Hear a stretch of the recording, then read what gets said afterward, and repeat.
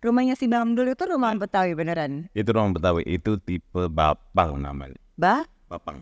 Bapang. Kok namanya lucu? Bapang tuh apa ya? Bapang itu istilah orang tua kita dulu. Fungsinya kenapa dibilang jendela bujang?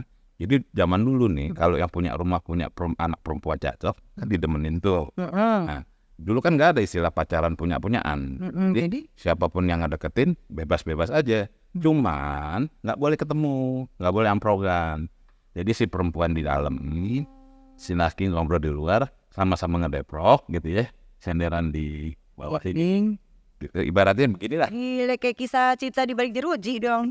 Jadi di empang, kemudian ada balok, terus di atasnya ada kayak bilik kotak gitu, yang dari kayu terbuka. Gue daripada nongkrong di situ. Itu namanya Jamban helikopter.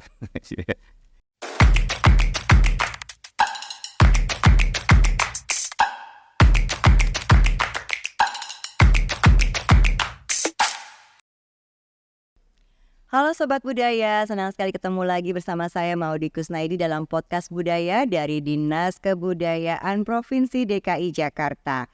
Melalui podcast ini diharapkan dapat menjadi platform untuk mempromosikan dan juga meningkatkan apresiasi terhadap seni dan budaya, khususnya seni dan budaya di Provinsi DKI Jakarta. Sebelum kita ngobrol-ngobrol dan membahas tema apa sih di episode kali ini, saya mau ngucapin terima kasih dulu nih untuk Ivan Gunawan Kosmetik yang sudah mendanani saya dan juga kepada Batik LMW yang kali ini lengkap dengan elang bondol nih katanya nih ya. Terus ada deskripsi kota Jakartanya. Lucu banget, terima kasih. Dan kali ini masih dari Museum MH Tamrin di kawasan Jakarta Pusat, tepatnya di Jalan Kenari 2 nomor 15. Ini merupakan museum yang dikelola oleh Dinas Kebudayaan Provinsi DKI Jakarta melalui Unit Pengelola Museum Kesejarahan Jakarta. Nah, udah pada kesini belum? Coba deh mampir ke sini. Seru lihat-lihat foto-foto, cerita gedung ini apa ceritanya, gedung ini kenapa. Nah, ini kita akan ngomong soal gedung-gedungan nih. Kali ini kita akan bicara soal arsitektur Betawi. Nah, kayak gimana nih? Pasti sering lihat deh di film Sidul ya. Seperti itu rumahnya. Tapi yang pasti nonton dulu podcast ini di YouTube dan jangan lupa untuk follow, subscribe, dan like juga serta share untuk tahu episode-episode selanjutnya seperti apa sih gitu ya. Pastikan bersama kita. Oke, hari ini sudah ada nih Abang Jawara kita. Udah datang nih di sini nih. Ada putra Betawi beneran ya ini ya? Siap. Asli ya. Ada Bapak Dori Herlambang. Katanya boleh dipanggil Bang Ido ini katanya. Boleh ya, Bang Ido ini menjabat sebagai Ketua Bidang Teknologi Tradisional Komite Seni Budaya Nusantara Provinsi DKI Jakarta tahun 2022 sampai 2027 ya. Dan yang saya terima nih informasinya, Bang Ido juga sebagai tim leader perencana untuk proyek rancang bangunan gedung dan kawasan Kemenko 3 Ibu Kota Nusantara di Penajam Pasir, Kalimantan Timur. Ini IKN ya maksudnya ya? Iya, betul. Wah, udah sampai di mana tuh ceritanya pembangunannya? Jalan terus tuh, masa nggak jalan gitu ya? Udah kira-kira berapa persen sih kayak? Ya, kalau overall sih udah 20% overall ya dari. Tapi ini kan akan menarik ya, karena ini kan dibangun dari awal ya. Jadi kan konsepnya udah bisa dari awal disesuaikan kebutuhan-kebutuhan nanti seperti apa. Kan kalau Jakarta misalnya kan emang udah ada duluan, baru kita menjadi ibu kota negara gitu kan. Jadi kalau di sana mungkin akan lebih seru ya, karena sudah bisa ditata-tata kebutuhan sebagai ibu kota negara gitu ya. Apa aja sih? Artinya sangat terencana secara detail. Kalau kita bicara ibu kota yang baru itu, kalau Jakarta kan memang awalnya adalah permukiman yang relatif kampung, dunia, terus kemudian dijadikan ibu kota. Kalau di sana kan memang lahan kosong dijadikan ibu kota. Jadi emang sudah direncanakan dan didesain sedemikian. Ya, well planned. Penasaran pengen lihat. Oke, ini karena kita mau ngobrolin soal arsitektur Betawi nih, kita langsung aja ya ngobrolin rumah Betawi ini yang kayak kalau yang suka ada di Rumahnya si Bang Dul itu rumah Betawi beneran? Itu rumah Betawi, itu tipe Bapang namanya. Bapang. Bapang. Kok namanya lucu? Bapang tuh apa ya? Bapang itu istilah orang tua kita dulu. Saya pribadi juga kurang paham secara redaksional apa. Tapi kalau secara bentuk itu tentunya bangunan arsitektur yang dia secara denah dia memanjang ke kiri dan ke kanan, memanjang ke samping gitu ya. Tapi atapnya itu pelana ke arah depan sama ke arah belakang. Yang kalau di depannya tuh ada teras ya, kayak kita dudukin. Nih kayak di sini nih. Itu namanya rumah Bapang. Ciri khasnya seperti itu. Dia memanjang tapi atap pelananya malah ke depan ke belakang Ya, gitu. Dan selalu pasti akan seperti itu. Ada terasnya. Itu Kan karakternya. selalu si pintunya di tengah-tengah, terus ada jendela kiri kanannya. Itu selalu seperti Ya, itu ornamen khas dari arsitektur Betawi ya. Kalau kita bicara arsitektur Betawi berarti arsitektur tradisional rumah Betawi ya. ya. Karena kalau tradisional nggak mungkin ada gedung kantor. Iya, Manapun. iya Pasti benar. rumah. Nah, jadi kalau Mpok tadi tanya model Bapang, nah ada lagi model yang lainnya. Apa? Jadi arsitektur rumah adat Betawi gitu ya, enaknya kita nyebutnya. Pertama rumah Bapang. Tadi Rumah Bapang itu kalau contohnya yang rumah Sidul itu tadi. ya, Yang itu kayaknya yang paling sering kita lihat ya. sinetron karena modelnya simple dan apa adanya gitu ya. Nah, ada lagi yang kedua tuh rumah kebaya. Rumah Ya, kebaya, jadi- ada bordirnya gitu bang. Ya rumah Bukan. kebaya. Rumah kebaya itu dia modifikasi dari rumah Bapang tadi. Jadi dia disebut kebaya karena dia metafora. Metafora dari bentuk kebaya tempo dulu. Jadi kenapa seperti itu? Mungkin sulit kalau digambarkan. Iya, saya pakai kebaya terus nih. Jadi saya ini rumah kebaya tuh kayak gimana ya jadinya? Jadi begini, intinya rumah Bapang yang tadi kita bahas di pertama itu mengalami penambahan pavilion di kanan dan kiri ujung-ujungnya. Nah, tapi kemudian ada atap miring lagi. Jadi yang pertama dia ada atap sama memanjang itu kan. Tapi di ujung kiri dan kanannya ada atap lagi miring, gitu. Nah, sehingga kalau kita lihat metaforanya secara 3 dimensi, dia kayak kebaya tempo dulu yang ada belahan ke depan, belahan ke kiri ke kanan, ada belahan ke belakang. Itu Kebaya. itu. Nah, lempengan ke atasnya tentunya adalah si atap tadi. Celana. Cuman kalau di kebaya tempo dulu tentunya si badan pemakai itu. Tapi dia dilipatan tadi ke depan, ke samping, ke belakang. Ada aja orang zaman dulu ngasih nama rumah kebaya gara-gara ujungnya begitu ya. Kan orang-orang tua kita dulu apaan aja simplifikasi. Iya sih. Main sebut aja seenaknya, sekenanya, tapi menggambarkan. Nah, itu yang kedua tuh. Berarti dia tuh karena ada penambahan pavilion di kiri kanan. Betul. Fungsinya kenapa dia tiba-tiba bikin nambah lagi kiri kanan gitu? Biasanya karena beranak lagi. Artinya kebutuhan ruang. Iya. Kebutuhan ruang. Biasanya tuh nambah kamar, Oh gitu. nambah kamar. Ya, kan kalau udah sumpek anaknya pada kawin, ntar dibikinin di sebelah pojok. Iya Betawi kan biasanya satu lahan ya gitu. Ada anaknya pada di situ. Dan ini dua model nih. Ada lagi bang? Yang ketiga itu rumah gudang namanya. Jadi kenapa disebut rumah gudang? Dulu di Batavia itu kan banyak gudang-gudang Portugis yang bentuknya memanjang dan itu banyak tuh berjejer bangunan-bangunan memanjang gitu ya. Ada juga gampangnya itu disebutnya rumah wuwungan. Wuwungan. Iya, rumah wuwungan. Wuwungan itu maksudnya atap wuwungan yang begini tadi saya bilang tuh, tapi dia panjang gitu. Itu wuwungan namanya, atap wuwungan. Nah, itu banyak kan kalau di Batavia dulu kan jadi gudang-gudang rempahnya VOC. Dengan mengadopsi itulah kemudian tipe rumah Betawi yang seperti itu ada.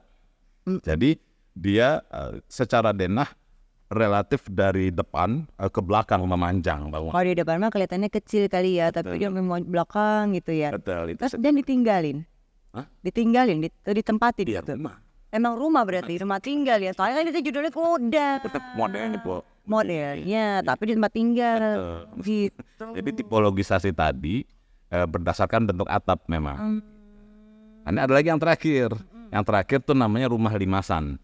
Oh. Rumah limasan, dia atapnya bentuknya limasan seperti biasa, kayak piramid gitu ya.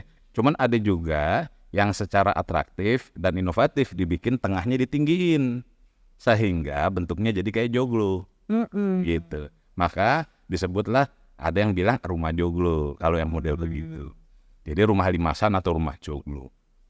Nah, itu tipologisasi rumah adat Betawi berdasarkan bentuk atap.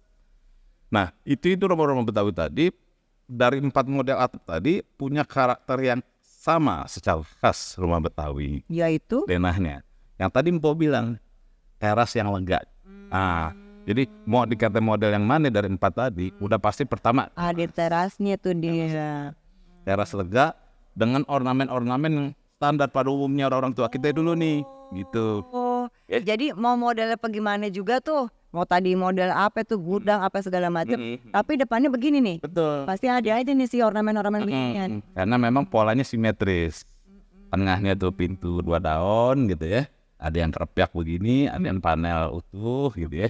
Terus kanan kiri gitu kan. Jendela. Gitu. Ada juga yang ada jendela bujang di pinggir sini, jendela intip. Bentar, jendela bojang tuh bagaimana ceritanya? Jendela bujang tuh gini. Dia jendela yang kagak pakai daun, tapi dia teralis. Kayak begini maksudnya abang? Kayak begini, tapi posisinya di samping kanan kiri pintu. Fungsinya kenapa dibilang jendela bujang? Jadi zaman dulu nih, kalau yang punya rumah punya anak perempuan cakep, kan didemenin tuh. Nah, dulu kan nggak ada istilah pacaran punya-punyaan. Jadi siapapun yang deketin bebas-bebas aja. Cuman nggak boleh ketemu, nggak boleh amprogan. Jadi si perempuan di dalam ini, si laki ngobrol di luar, sama-sama ngedeprok gitu ya, senderan di bawah sini. Ibaratnya beginilah. Gila kayak kisah cinta di balik jeruji dong.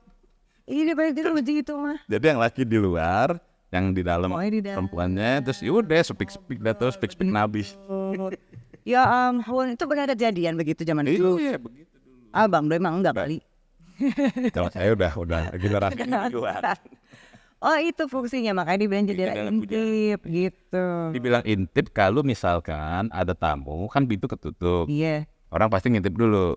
Yang dari rumah, dari dalam. Siapa tuh? Kan ada Assalamualaikum gitu ya. Apa tuh gitu ya. Oh, Cang Haji masuk, Cang Haji. Oh gitu. Kalau rumah zaman sekarang mah itu ini ya, jendela terima ini kiriman paket gitu. Kayak sekarang ada tuh rumah yang modern sekarang tuh ada bagian kotak untuk terima paket di situ gitu. Modern. Kotakmu. Iya kan kayak begitu tuh. Jadi ciri khasnya teras ya. Teras lega, gitu. Ornamen. Ornamen kalau kita bicara ornamen lagi yang khas dari rumah Betawi ya, itu adalah gigi balang. Ini langsung aja kita cerita ya. Gimana ya, nggak pakai lagi, biasanya suka ada nih gigi balang yang gitu-gitu ya. Ini nih, bukan deng. Pengerangkan nih po. Iya nggak ada nih. Gigi balang itu dia di lisplang atap. Iya di tengah depan situ ya. Karena nih interior mainan istilah kata, jadi kan nggak ada atap. Emang kenapa sih ada si gigi balang itu sebenarnya? Gigi balang itu ornamen. Kalau secara filosofi memang per unit tunggalnya itu dia bentuk segitiga ke bawah. Jadi itu filosofinya adalah hubungan antara manusia, Tuhan dan alam. Itu bentuk-bentuk segitiga yang selalu. Berarti kita yang di bawah, kita yang manusia. Itu relatif lah ya. Jadi bukan persoalan yang mana di bawah itu. Tiga sudut yang menggambarkan manusia, alam dan Tuhan. Oh gitu ceritanya. Itu per unit tunggalnya. Tapi ketika dia jadi ornamen gigi balang gitu ya, dia kenapa disebut gigi balang? Itu simplifikasi lidah orang tua kita zaman dulu. Maksudnya adalah gerigi di kaki belalang. Ya Allah panjang banget. Makan jadi ribet. Iya, gerigi di kaki belalang. Kenapa di kaki belalang segala itu? Lah kan yang ada tajam-tajamnya kaki belalang. Masya Allah. Nah, kalau kita tangkap belalang manapun kagak ada yang punya gigi banyak begitu. Bayang nggak tuh belalangnya segede apa kalau kakinya aja segini? Maksudnya bentuk gigi. Iya benar. Oh jadi dari situ dari gigi di pagar di kaki belalang. Nah, secara simpel disebutnya gigi balang. Astaga. Jadi bukan giginya belalang, nggak ada binatang. Nggak ada. Pada ke dokter gigi juga dia tuh kayaknya. Oh gitu sejarahnya menarik ya, baru tahu lo ceritanya seperti itu. Ada lagi pagar langka nih begini nih khas nih. Pagar apa namanya bang? Pagar langkan. Langkan. Langkan. Apa langkan? Papan yang disusun jarang-jarang seperti gini, tapi dia dimodelin macam-macam tuh. Ini modelnya kayak begini, ada segitiga wajik gitu kan. Terus ada beneran, bolongan, ada juga yang atraktif pakai besi ukir ditambahin gitu ya. Terus macam-macam dah, tapi intinya jajaran papan yang dibuat secara motif ukir dan apa namanya secara fungsional maupun estetik tuh terpakai. Sebentar. Kalau secara fungsional yang namanya pagar kan dia kudunya kan dia nutupin di luar tuh kamar. Iya, benar. Kalau rumah Betawi kan kagak ada itu pagarnya di depan. Ya. Iya kan di mari ini juga nggak ketutup bang. Ini apa dong jadi? Ya. Makanya kalau orang tua zaman dulu kan tanahnya lega-lega gede-gede ya. Kalau mau dipagerin juga boros bener. Bener sih. Iya berapa kilo tuh udah. Jadi yang dipagerin itu terasnya. Jadi fungsinya begini Po. Pertama supaya anak kecil juga kagak gelinding seperti ya. Karena rata dari lantai rumah orang Betawi tempo dulu tuh bukan bepanggung, naik. Oh gitu. Naik gitu ya. Kenapa dia naik? Karena di luar becek. Oh gitu. Iya dong, dulu kan belum ada aspal. Namanya juga di kebun ya biasanya kan begitu ya kalau rumah asli mah. Jadi bepanggung itu karena memang ngindarin binatang melata juga gitu ya, terus ngindarin becek. Nah, bocil pada banyak. Nih, kalau kagak dipagerin begitu daripada gelinding. Ya Allah, aman kata bola berinding. Gimana ceritanya tuh? Terus fungsi lainnya adalah pengarah. Jadi kalau kita punya teras lega begini, lu jangan sembarangan masuk lewat pojok sono dong. Nah, diarahin dari mari. arah. Oh gitu. Jadi pengarah pintu masuk lah ya. Itu fungsionalnya. Tentunya dia pembatas ruang transisi teras ini. Kan teras kalau di rumah orang Betawi itu jadi ruang publik. Ya, dia jadi ruang tamu.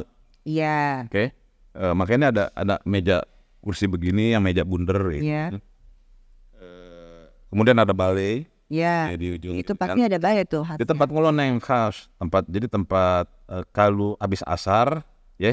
Kan udah kelar sholat tuh Pak. Iya. Biasanya orang-orang tua kita tuh kalau nggak ibunya, kalau nggak bapaknya gitu ya, nyaupin sampah daun-daun kering, gojok terus dinabur. Nah, nungguin tuh asap pada kelar, dia pada ini deh, pada ngobrol di balai tadi sambil ngopi, ngerokok, anaknya juga pada main gitu ya, sembari ngasih makan ayam gitu ya. Jadi ya begitu rutinitasnya habis asar. Kita tuh habis nambun ngebakar sampah tuh sambil ngebakar melinjo. Masukin situ. Nah, letak. Jadi tuh begitu sampai azan maghrib. Begitu udah azan mau jelang azan maghrib ya udah orang mulai ngaji. Udah kelar masuk dah bebenah. Kelanggar musola gitu kan. Ya udah rutinnya begitu tuh orang tuh itu juga. Terus saya mau nanya nih Bang. Ya. Kalau kamar mandi biasanya kepisah ya Bang? Oh iya. Kepisah. Iya tuh. Betul. Kenapa begitu? Pertama adalah dia urutannya nggak prioritas. Tapi yang pertama adalah najis. Ya, udah pasti najis. Jadi dijauhkan dari rumah utama. Kemudian sumur itu juga kan identik dengan tempat mandi dan tempat buang hajat. Tentunya kita nggak ada septic tank zaman dulu.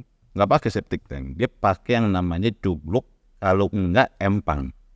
Ya, pernah dengarkan jamban helikopter? Belum pernah tuh zaman helikopter. Itu ya, kalau terbang Bang. Jadi di empang, kemudian ada balok, terus di atasnya ada kayak bilik kotak gitu, yang dari kayu terbuka, udah daripada nongkrong di situ. Itu namanya jamban helikopter. Itu sebutan aja gitu ya. Nah, tuh. Ada juga yang kalau modern dikit dia bikin WC tapi cukup langsung turun ke bawah. Tentunya kan dijauhkan dari rumah utama lantaran najis, bau, kotor gitu ya. Di sisi lain juga tanahnya emang lega. Iya sih. Gitu. Terus sebelah nggak jauh lagi sumur timba, sumur sengget. Gitu ya. Udah pasti itu. Gitu. Udah tuh ya banyak tuh ciri-cirinya. Ada lagi belum yang belum kita bahas tuh Bang? Kalau tadi udah gigi balang, pintu daun kerpiak, terus nah ada lagi nih Bu. Apa tuh? Jadi kan kebudayaan Betawi kebudayaan itu tidak terbatasi oleh teritori administrasi provinsial. Iya, jadi mentang-mentang kalau di Mari Jakarta di Banten bukan begitu ya. Jadi ekspansional kebudayaan Betawi itu Kalau ke arah barat itu sampai ke daerah Cikarang nyaris ke Kerawang gitu ya.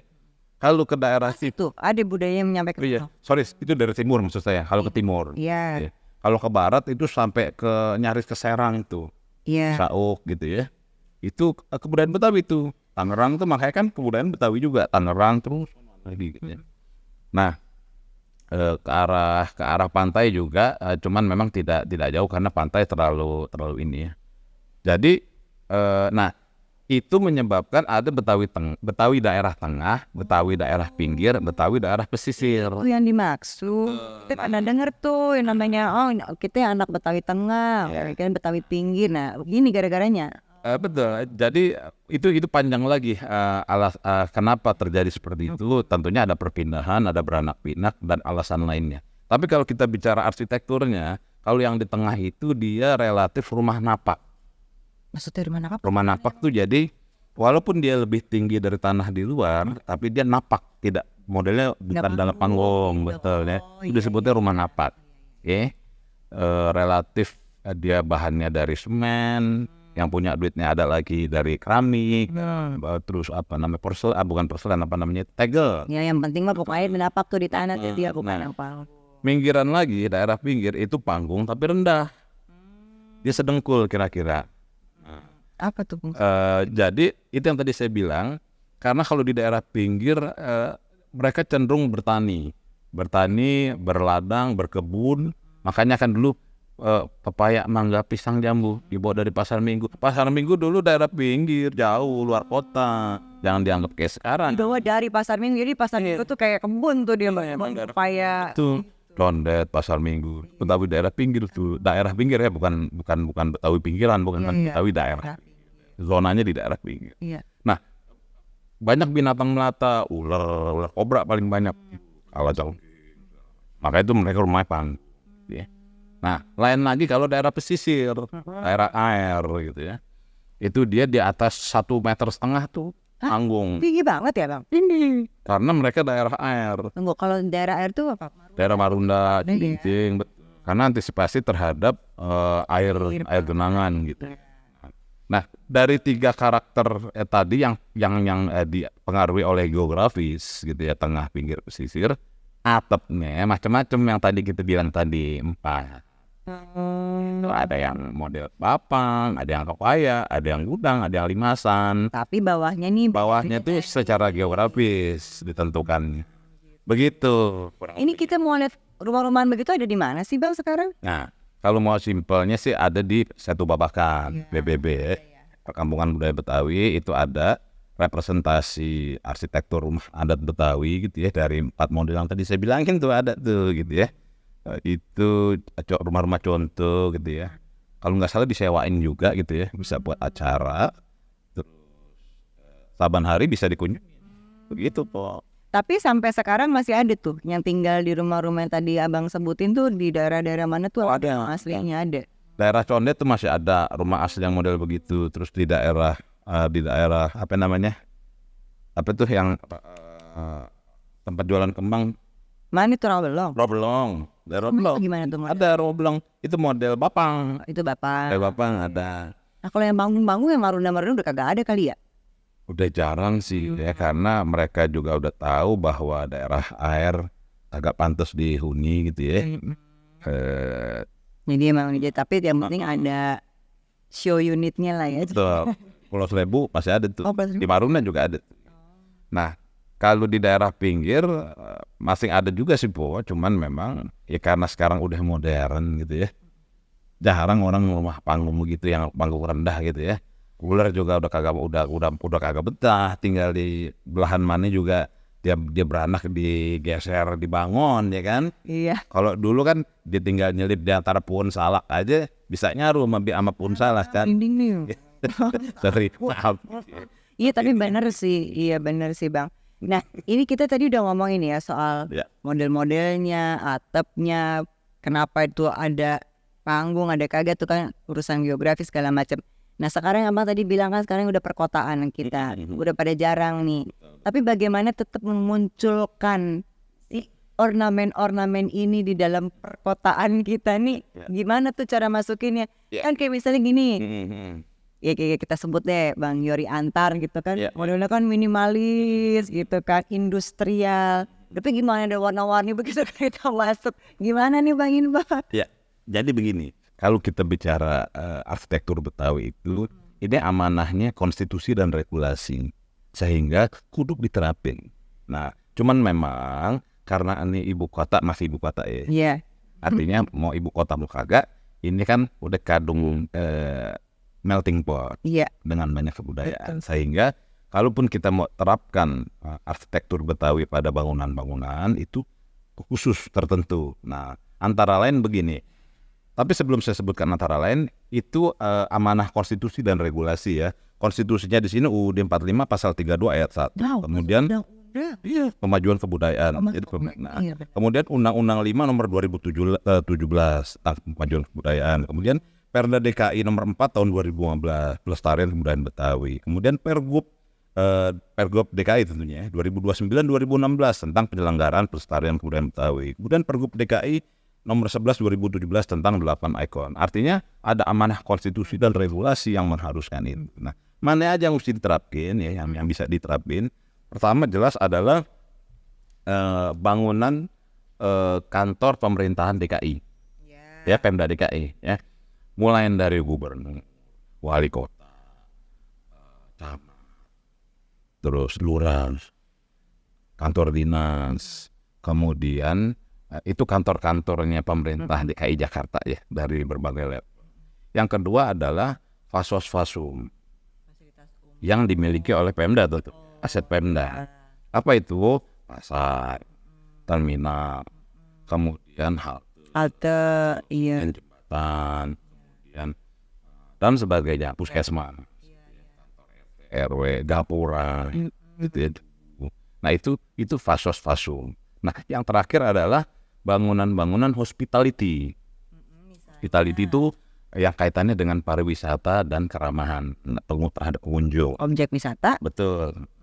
Mulai dari tempat wisata, destinasi wisata, kemudian hotel, kemudian restoran, kafe, dan sebagainya yang sifatnya menyambut, mengakomodir pengunjung yang datang dari luar Jakarta. Kan mereka datang kan, kalau dilihatnya, ya masa nih kebudayaan ini, terus mana yang namanya Jakarta, mana yang namanya Betawi, realnya kayak apa tuh gitu ya. Apalagi sekarang Jakarta relatif nggak ada bedanya sama New York.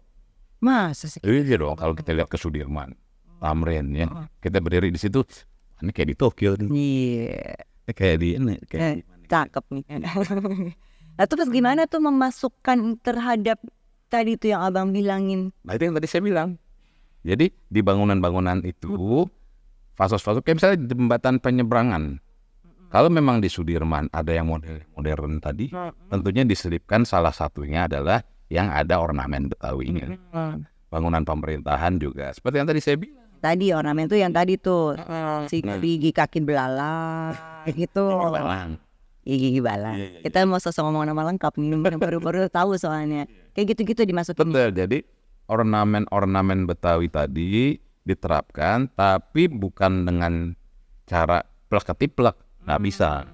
Ya karena jadinya katro entar. Iya, nanti kan kagak nyambung tuh Bang, dia kasih. Nah, dalam arsitektur itu kita bisa menerapkan dengan cara eklektik. Eklektik itu tempelan, tapi proporsional.